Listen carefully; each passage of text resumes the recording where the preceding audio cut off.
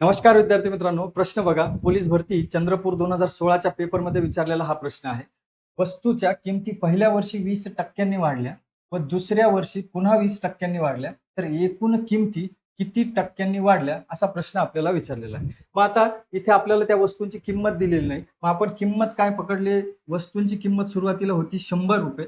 त्यानंतर त्याच्यावरती पहिल्या वर्षी 20% वाढ झाली. 20% वाढ म्हणजे आपण काय करतो? 100 वरती 20 वाढ म्हणजे 120% झाले. आणि 120% कसे लिहितो आपण? 120 भागिले 100. आता ही पहिल्या वर्षीची किंमत ही एवढी झालेली वाढलेली किंमत. आता दुसऱ्या वर्षी काय होतं? ही जी काही किंमत आहे हिच्यावरती पुन्हा 20% वाढ झालेली आहे. पुन्हा 20% वाढ म्हटल्यावर 120% आणि 120% आपण कसे लिहिणार? तर 120 भागिले 100. आता ही जी पहिली ₹100 किंमत होती, तिची हे सोडवल्यानंतर आपल्याला तिची वाढलेली किंमत मिळणार आहे ₹100 मध्ये. मग आता हे सोडवा. 100 ने 100 ला भाग जाईल म्हणजे 1 चा 100 1 100 100 1 100 कट झाले. हे अंशातले 2 शून्य आणि छेदातले 2 शून्य सुद्धा कट होतील. अंशात राहिले 12 गुणिले 12. मग 12 गुणिले 12 यांचा गुणाकार जर केला तर 144 बरोबर काय आहे? एक्स. म्हणजे एक्स काय आहे? आताची त्या वस्तूंची किंमत आहे. मग पहिले त्या वस्तूची किंमत किती होती? ₹100 होती. आता त्या वस्तूची किंमत किती झाली? 144 झाली. पण हे 144 आपल्या प्रश्नाचं उत्तर आहे का?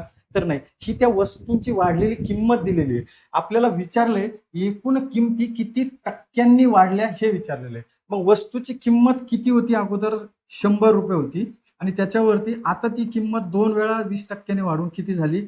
₹144 एवढी किंवा युनिट एवढी झालेली आहे. मग 100 ची वस्तू ₹144 झालेली असेल तर कितीची वाढ झाली किमतीमध्ये? तर 44 ची वाढ झाली.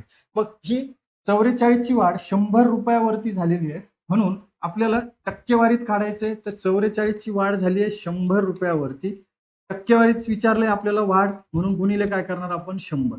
मग लक्षात घ्या 100 ने 100 ला पूर्ण भाग जातो. शिल्लक राहील 44. 100 ने गुणलं किंवा टक्केवारीत काढायचं म्हणून या 44 समोर आपल्याला टक्केवारीचं साइन द्यावं लागेल.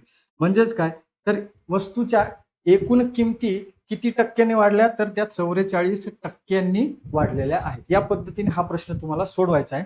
पर्याय क्रमांक 3 हे या प्रश्नाचं राईट आन्सर आहे विद्यार्थी मित्रांनो. विद्यार्थी मित्रांनो, व्हिडिओला लाईक आणि शेअर नक्की करत जा एवढी विनंती आहे आणि एसबी अकॅडमी चॅनलला फॉलो करा. धन्यवाद विद्यार्थी.